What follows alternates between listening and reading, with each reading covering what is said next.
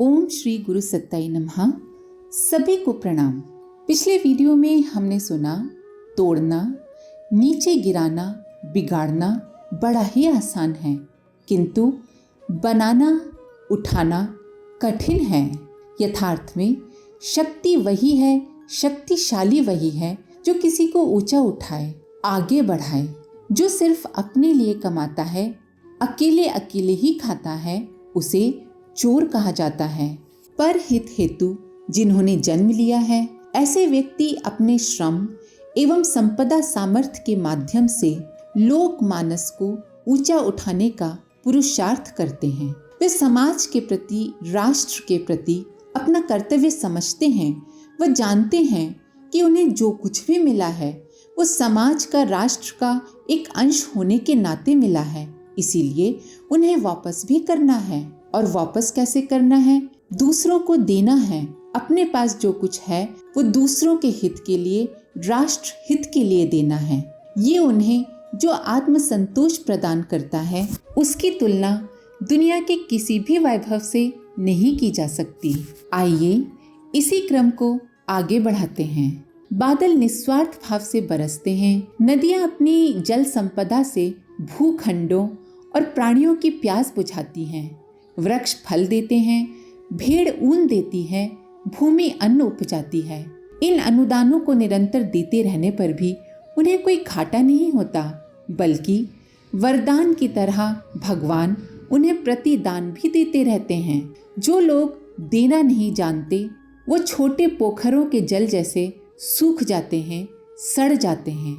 जब हम बिना किसी स्वार्थ के, बिना किसी दिखावे के किसी को कुछ देते हैं, किसी के लिए कुछ करते हैं, तो जो मानसिक और आत्मिक सुख मिलता है उसकी तुलना धन या वैभव से नहीं की जा सकती। अतः मनुष्य को उदार व परमार्थ परायण होना चाहिए। मनुष्य को प्रकृति से ये सीखना चाहिए कि सदैव देने वाला बदले में पाता है। जड़ निर्जीव समझे जाने वाले पदार्थ, प्रकृति के घटक एवं जीव जंतु भी दैनंदिन जीवन में दे करके लेने के सिद्धांत को अपनाते हैं। तो फिर मनुष्य ही क्यों ऐसा बर्ताव करता है जिससे वो एकाकी, संकीर्ण, स्वार्थी बनता चला जाता है। एक छोटा झरना बहते बहते गंगा से मिला और अंततः समुद्र तक जा पहुंचा। पोखर अपने दायरे में ही सीमित रहा। बहुत समय पानी न निकाला गया तो सड़ने भी लगा। दोनों की स्थिति का अंतर देखकर दार्शनिक ने बोला, संकीर्णता के बंधनों में जकड़े स्वार्थी लोग पोखर की तरह सड़ते भी हैं और असमय सूखते भी हैं, जबकि परमार्थ के लिए जीने वालों को गंगा के जैसा श्रेय और आदर मिलता है। महापुरुषों के जीवन में ये दृश्य कहीं भी, कभी भी देखे जा सकते हैं। गुजरात के वीरपुर गांव में प्रख्यात संत जलाराम बापा हुए हैं। वे स्वयं खेती करते हुए राम नाम जपते। जो अनाज उगता उससे उनकी पत्नी सतपात्र अभ्यागतों के लिए चौका खुला रखती। इस प्रकार दोनों श्रम करते और पेट भरने से जो बचता उसे परमार्थ में लगा देते। कहते हैं कि उनकी साधना से प्रसन्न होकर भगवान ने प्रत्यक्ष दर्शन दिए और अन्नपूर्णा झोली प्रदान की। उस अन्न भंडार से अभी तक असंख्य लोग भोजन प्रसाद प्राप्त करते चले आ रहे हैं। किसी भी स्थिति में परमार्थ घाटे का सौदा नहीं है।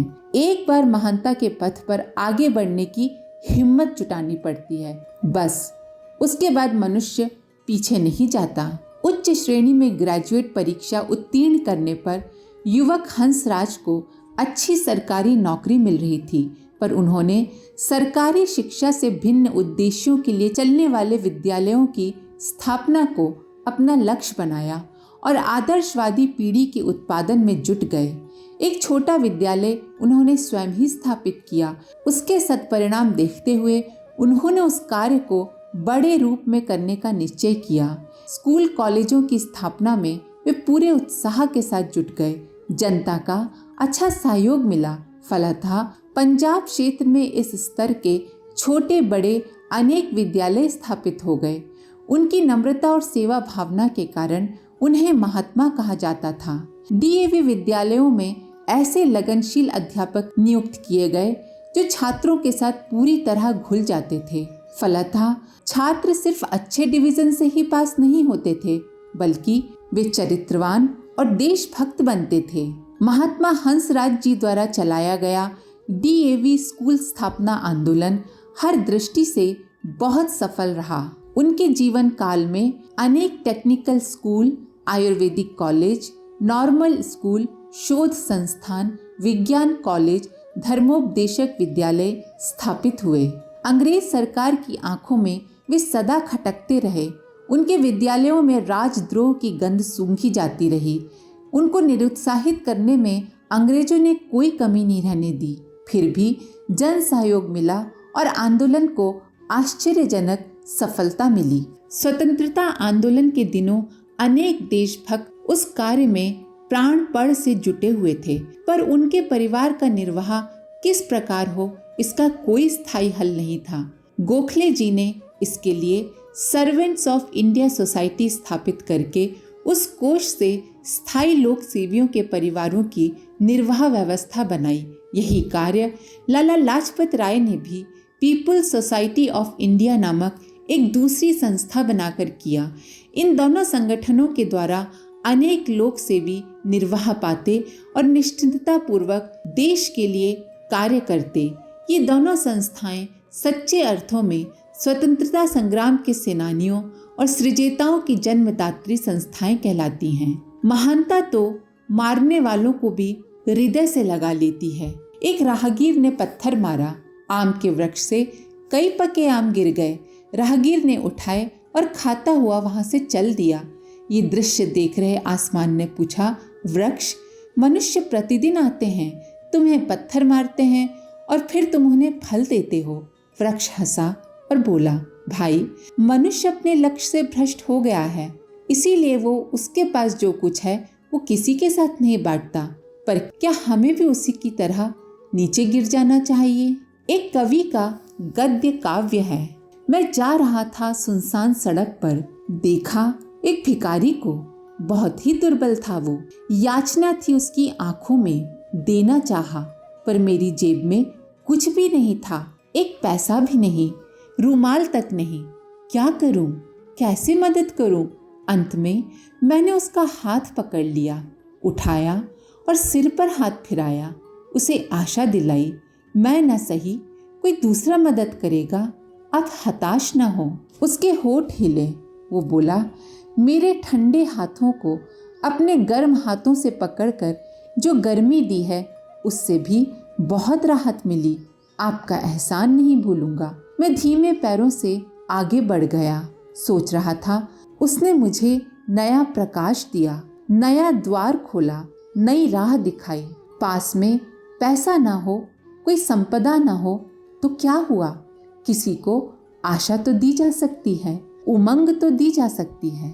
एक संत के पीछे एक आदमी गालियां बकता जा रहा था। संत बड़े शांत भाव से अपनी राह चले जा रहे थे। वो सारा इलाका जंगली था। इलाका समाप्त हुआ और बस्ती दिखने लगी तो संत वहीं ठहर गए और उस व्यक्ति से बोले, भाई, मैं यहाँ रुक गया हूँ, अब जितना जी चाहे मुझे गाली दे दो। उस दुष्ट आदमी ने पूछा, ऐसा क्यों? तो संत बोले, ऐसा इसलिए भाई कि उस बस्ती के लोग मुझे थोड़ा बहुत मानते हैं। अगर तुम मुझे उनके सामने गाली दोगे तो वो तुमको ज़रूर सजा देंगे। दुष्ट ने फिर पूछा, तो इससे तुमको क्या है अगर वो मुझे सजा देंगे? संत ने प्यार से बोला, तुम्हें तंग किया जाएगा तो मुझे बहुत तकलीफ होगी।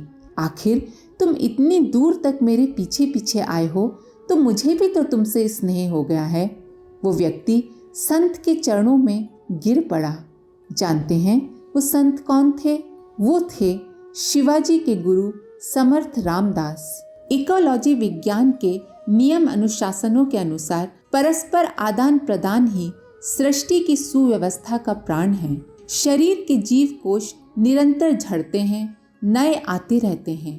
शरीर नित्य आहार ग्रहण करता है एवं विसर्जन करता है। ये संतुलन जरूरी है। प्राण वायु ग्रहण करके मनुष्य विषाक्त वायु छोड़ता है, जिसे वृक्ष वनस्पति ग्रहण करते हैं और बदले में मनुष्य के लिए प्राण वायु प्रचुर मात्रा में देते हैं। वृक्ष वनस्पतियों को अपने उपकार के बदले में मनुष्य व जीवधारियों से उर्वरक रूपी खाद रूपी पोषण मिलता है। ये सारी व्यवस्था आपसी संबंधों पर, आपसी सहयोग सहकारिता पर टिकी है। एक बार एक संत अपने शिष्यों के साथ कहीं जा रहे थे।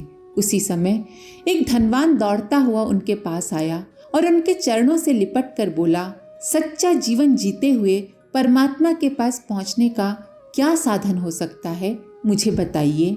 संत ने कहा, नम्रता, प्रेम, दया, निरहंकारिता, सत्य, अहिंसा, त्याग, ये सभी परमात्मा को प्राप्त करने के साधन हैं। तब उस युवक ने पूछा, इसके अलावा और क्या साधन है?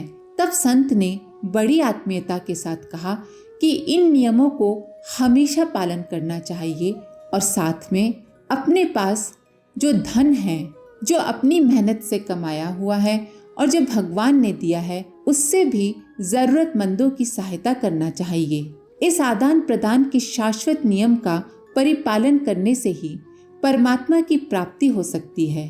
अपने धन को दूसरों के साथ बांटने की बात सुनकर उस युवक को बड़ी कठिनाई महसूस हुई और वो चुपचाप वहां से चलता बना। संत कुछ देर तक उस युवक की ओर देखते रहे, फिर शिष्यों को संबोधित करते हुए बोले, देखा, स्वार्थी लोगों का परमात्मा के पास पहुंचना कितना कठिन है।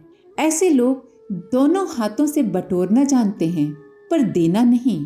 कंजूसी की प्रवृत्ति मनुष्य को अंदर से खोखला और सबकी दृष्टि में हेय बनाकर छोड़ती है। हर दृष्टि से कंजूस घाटे में ही रहते हैं। एक आम का पेड़ था, फलों में से एक फल बड़ा डरपोक था। सारे फल जो पकते गए वे धरती पर कूदते गए। कितनों को मालिक ने तोड़ लिया, पर वो एक डरपोक फल पत्तों के झुरमुट में छिपा बैठा रहा। उसकी उद्विग्नता और बढ़ी। साथियों के चले जाने का मोह सताने लगा, फिर भी पेड़ से जकड़े रहने का मोह छूटा नहीं। मन का संशय कीड़ा बना और उसने उसे खाकर सुखा डाला, कुरूप कर दिया। आंधी के एक ही झोंके ने उसे सूखे पत्ते के साथ तोड़कर एक गड्ढे में फेंक दिया। यही कंजूसी एक दिन पककर जीवन का अंग, प्रारब्ध, संस्कार बन जाती है और जन्म जन्मांतरों तक पीछा नहीं छोड़ती। 2 आम के पेड़ आसपास उगे थे। एक सूख गया तो मालिक ने उस ठूठ को भी काट डाला। कटते हुए उसने पड़ोसी पेड़ से शिकायत की, जिन्हें मैं जीवन भर सुविधा पहुंचाता रहा, उन्हें मेरा अस्तित्व बना रहना भी सहन नहीं हुआ। कितने स्वार्थी हैं ये लोग। हरे पेड़ ने समझाते हुए कहा, दोस्त, चिंतन बदलो और इस तरह सोचो कि अस्तित्व मिटते मिटते भी मैं लोगों को सूखी लकड़ी दे सकने का सौभाग्य अर्जित कर सका। मनुष्य का आत्मविकास औरों को देने की वृत्ति के धरातल पर होता है। इसे समझ लेने वाले कभी भी घाटे में नहीं रहते। एक राजा की सेना एक गांव से होकर गुजरी। सेनापति ने गांव के मुखिया को बुलाकर पूछा, घोड़ों को खिलाने लायक सबसे अच्छा खेत किसका है? मुखिया ने अपना खेत बता दिया।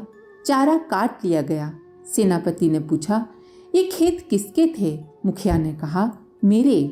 मुझे दूसरों की हानि कराने का क्या अधिकार है, इसीलिए मैंने आपको अपना खेत बता दिया। सेनापति ये सुनकर स्तब्ध रह गया। उसे अपने किए पर बड़ी शर्मिंदगी हुई और उसने मुआवजा चुकाया। इस तरह की उच्च परंपराएं जहाँ चलती हैं, वे देश, वे जातियां सदैव फलती फूलती और समृद्ध रहती हैं। आज के लिए इतना ही। अपने विचार कमेंट बॉक्स में जरूर लिखें। आप सभी का धन्यवाद। ओम शांति। हमारे YouTube चैनल को सब्सक्राइब करें और बेल आइकन को दबाकर ऑल पर क्लिक करें ताकि आने वाले सभी वीडियोस की नोटिफिकेशन आपको मिलती रहे।